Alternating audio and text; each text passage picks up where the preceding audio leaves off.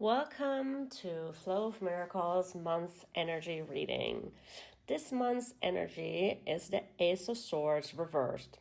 So we're coming from the emotional energy of the Prince of Cups towards the more mental energy of the Ace of Swords. So the swords are all about mental energy, thinking, analyzing. It's the air element. That is, of course, very fitting for a fall month. It also means that now is really the time to look at your belief systems, how you're thinking, how you're speaking, how you're interacting with people. And it's the ace, which means it's the start of things. And normally this is very nice to have, a start of the mental energy. It's usually an idea, an inspiration. But since it's a reversal, it might mean that your ideas are not coming as easily to you as you would like. And at the same time, it means that the mental plane can be a little cloudy.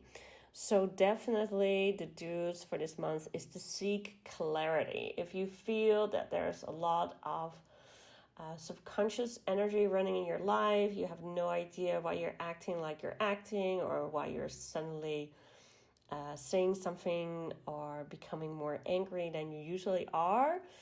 This is because this is this month's energy, and it's really important that you seek clarity about that. You can rest or you can meditate, two other very important do's this month, because when we don't rest enough, we become overly emotional and stressed. So reversed Ace of Swords means that the month energy of stress can really heighten this kind of problems in our life. When we meditate also, it allows us to step a bit back from all the emotions and to actually come to the core of things. So it's very important this month that you do those things often.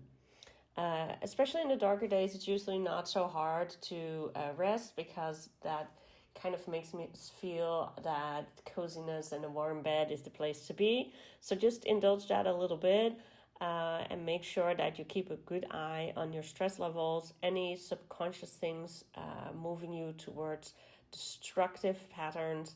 This is really the time to stop that as much as you can.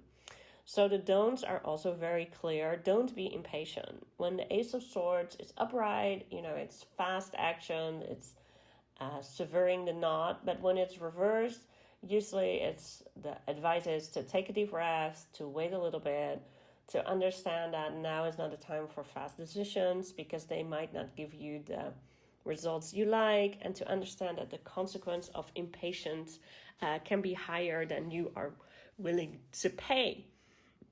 Don't make any emotional decisions. If you are planning this month to do some big things, I advise that you really make a pro and a con list, and that you really look at how much of those pros and cons are emotionally based. This is the time to take really good decisions on who you're loyal to and why, and actually understand that you need to focus on yourself.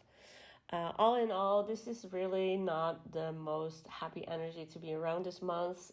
Swords can be quite cooling energy, can be very stressful. You can be more prone to worries or anxiety and despair. So be very mindful that if you have a general negative outlook this month, that is completely okay. This is what the month energy really is. But don't get stuck in that. For example, watch a couple of creating joy videos, do something to get yourself into a positive outlook, and remind yourself that this is just temporary. So don't indulge in doomsday thinking. If you're stuck in worst case scenarios, you can also look at my blog post on that to actually make sure that you stay in a productive, wonderful mindset.